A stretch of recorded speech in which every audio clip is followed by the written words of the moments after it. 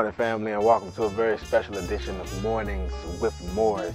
I am he, Morris Austin, and we're here for a very special edition of the show today. I'm bringing you right now, right here, Steps to Fatherhood. That's what I'm calling this series. We're going to be doing this series for a while, so buckle up and get ready for a ride, fathers. And ladies, I hope you're paying attention as well. We're about to go to the studio and about to listen from three amazing men of God, and we're about to take this ride. So, let's head on to the studio. Y'all enjoy. We are here.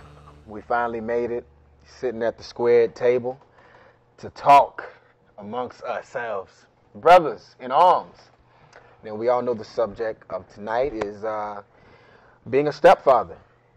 And we finally get a voice, and we finally get to share our testimony and our story with the world. The world's going to see this. So, wow. Now that we're here, I don't know how to act. Okay. But let's just break the ice. Let me tell y'all something.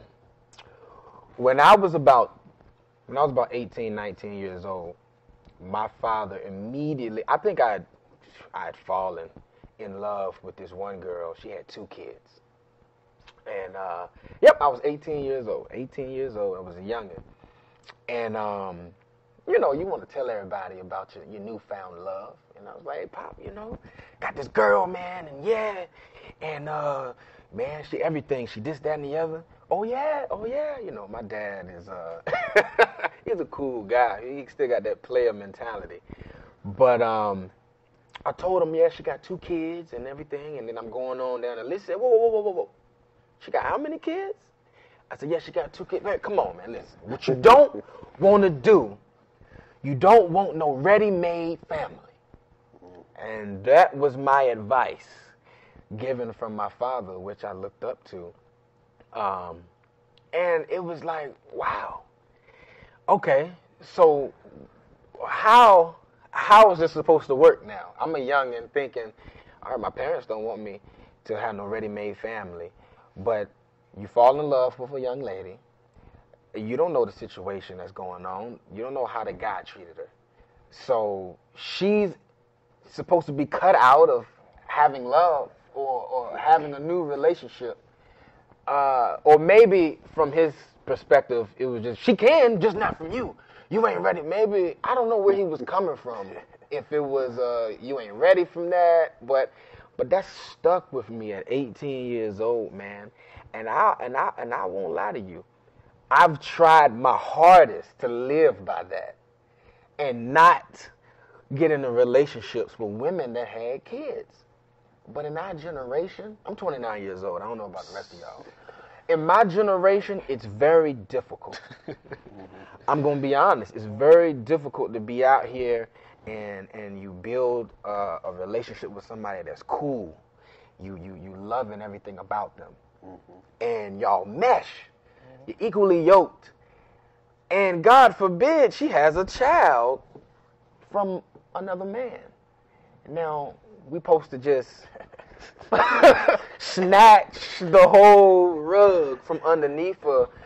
And I never agreed with that.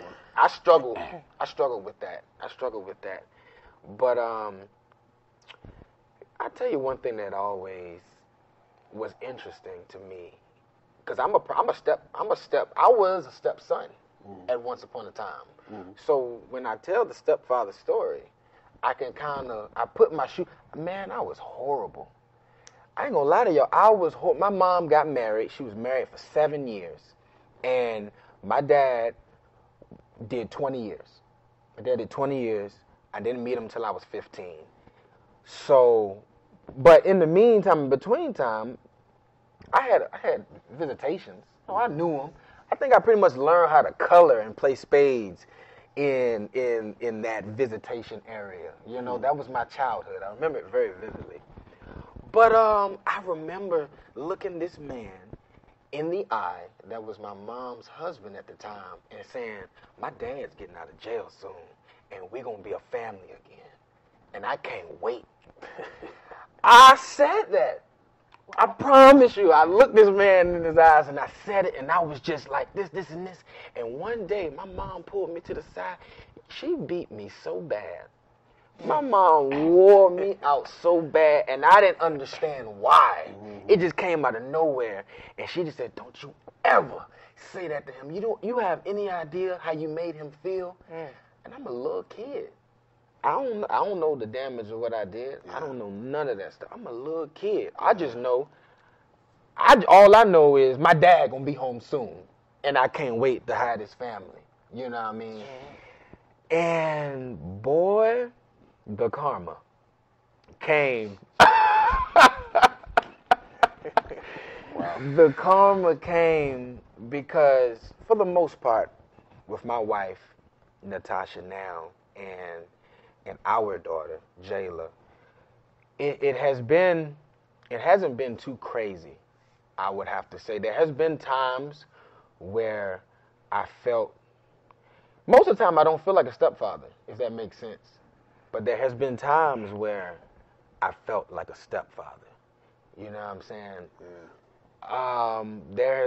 There was a moment that kind of hurt me just a little bit, where, I was around for a year, and me and Tasha got married. So we've been married for a full year, and I'm right in. I'm gun ho. You know what I mean? I'm guns blazing in this parent thing. This is before my little one, before MJ. I'm guns blazing, trying to fill the role. I'm trying to fill the role the best way I can. I wake up early. It's time to get up, baby. Let's go. We brush our teeth. We get dressed. Help to tie your shoes. We gotta get something to eat. Breakfast of champions. Come on, let's eat. And that's a ritual. I take her to school, bring her back home. Take her to school, bring her back home. And it's cool. But when it's time to go see the biological father, there's a light and there's an excitement that jumps out of this little girl like no other that I don't get. And even if it's just for a weekend that she's about to go and have this time with her father, it's like she don't talk about him for maybe 2 weeks. But when she know that weekend coming up, I'm going to daddy's house. I can't wait to get to daddy's house. I'm going to daddy's house. I'm going to have so much fun at daddy's house. And it's like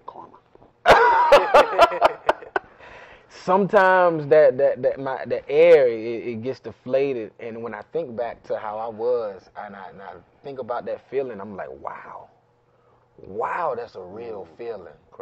What do you do with the emotion? I mean, how did you make it? I don't think, to be honest with you, I don't think I fully have that. I think I've swept it and I've hid it. I think I've tucked it in my pocket, and I think I just keep telling myself, well, you're playing your role, Morris.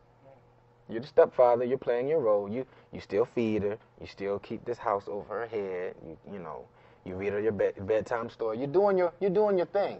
Even if you never get that, even if I never walk in the house and I get that light, and you just run and jump into me. If I never get that, I just keep saying, well, you're doing what you're supposed to do. Yeah. I think it was a little. I think I had this mindset that I wanted to be in this state of denial. I wanted the whole family to be my family, even though I knew it wasn't. Yeah.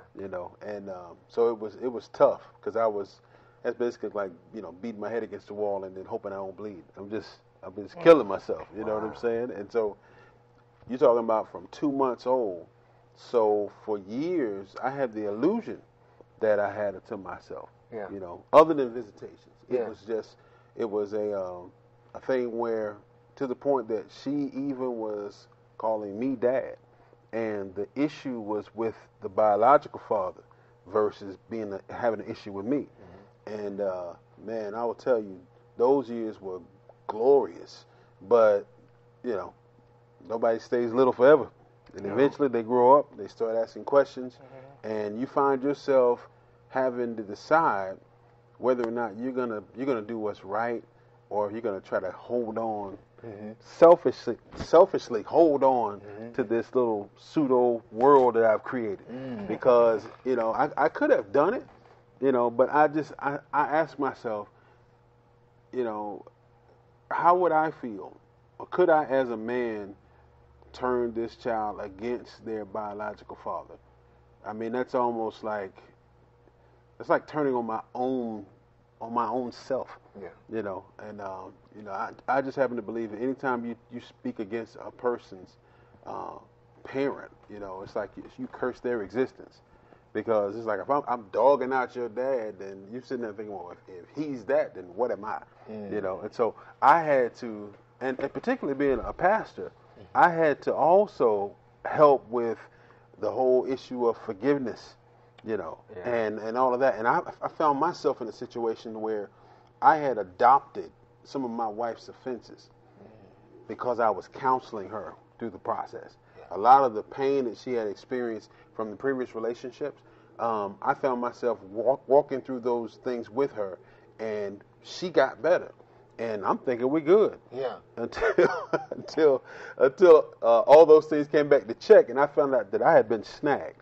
I got snared by some of that stuff, man, and it was a tough thing to get past all of that, because I found myself angry, and it was an offense that I couldn't get loose from, and he couldn't apologize for, because this stuff happened years before me.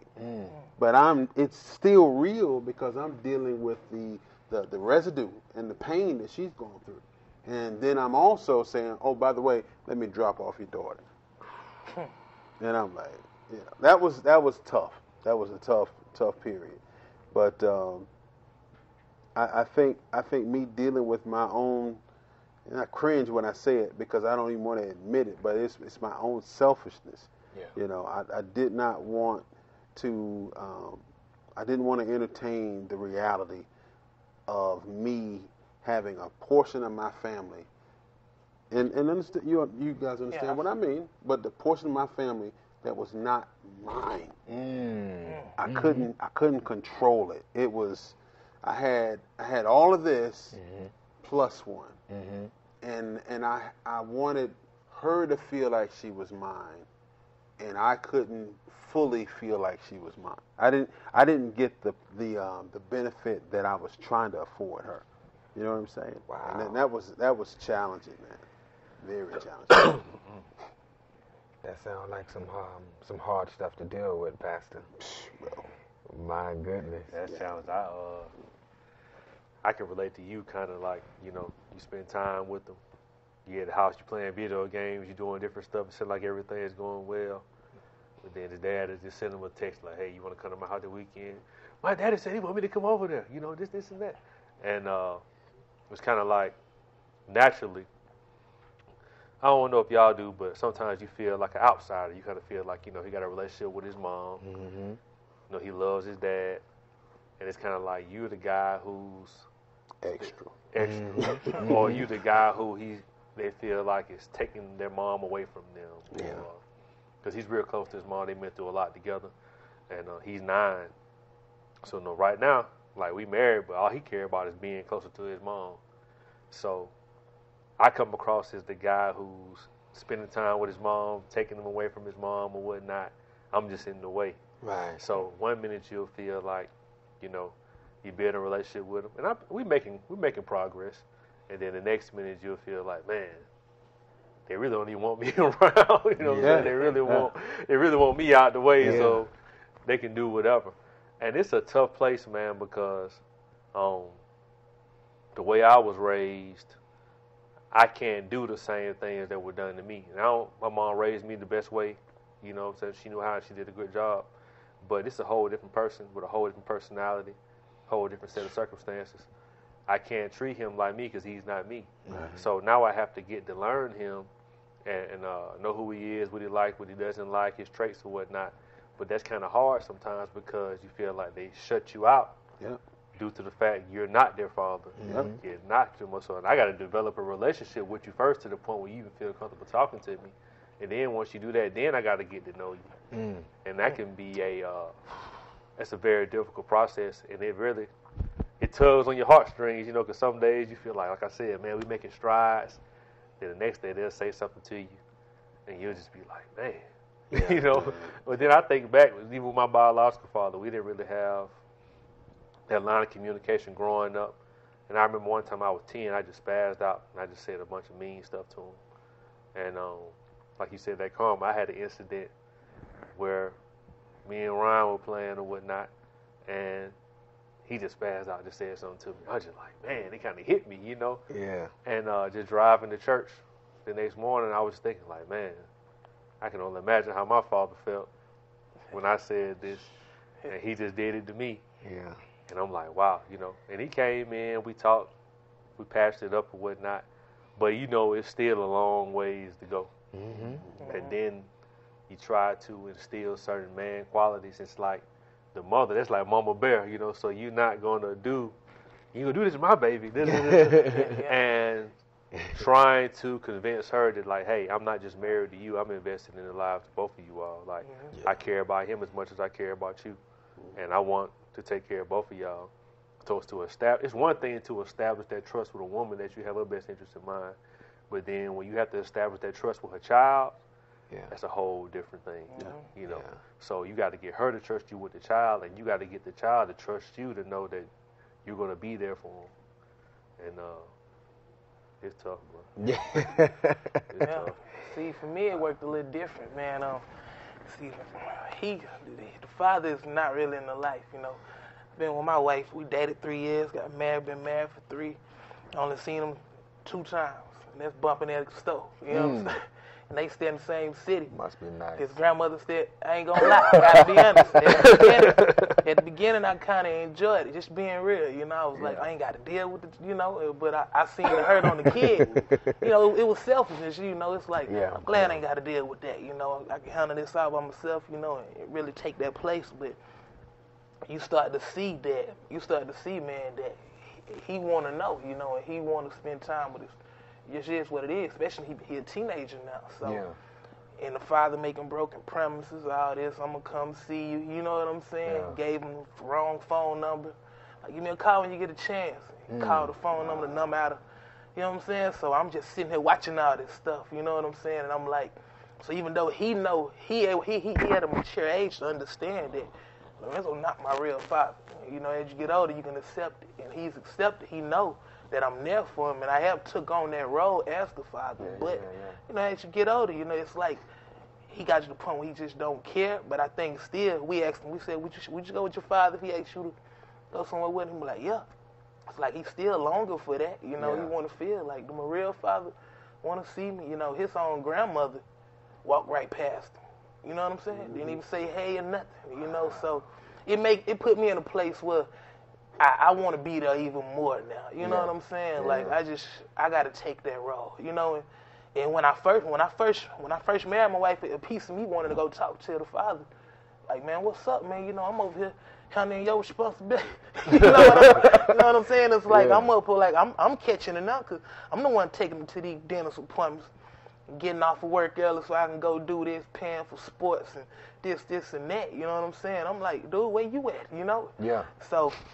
But I ain't. Because he's not far. Yeah. Time out. Hold up. Where you at? Yeah, man. But I didn't. You know, I haven't took it to that level. You know, we ain't caught each other yet. So when we do catch each other, I do feel like I will speak, but I think it won't be from a place of just hurt and anger. I get just be like, man, you know, Anthony been doing good. You know. Yeah. I mean, that's just how I feel. And I may be wrong about it. Maybe I should, you know, I don't know, man. So, no. Well, I hope that blessed you, family. That was 4 amazing men being open enough to share their hearts and their testimonies as being a stepfather. And not only is it about being stepfather, about being a father, about having a blended family. So I hope you enjoyed what you saw. That's just part 1. Part 2 will be coming soon. Believe me, we need more of this. We need more of this, us guys getting together and being open, getting this stuff out.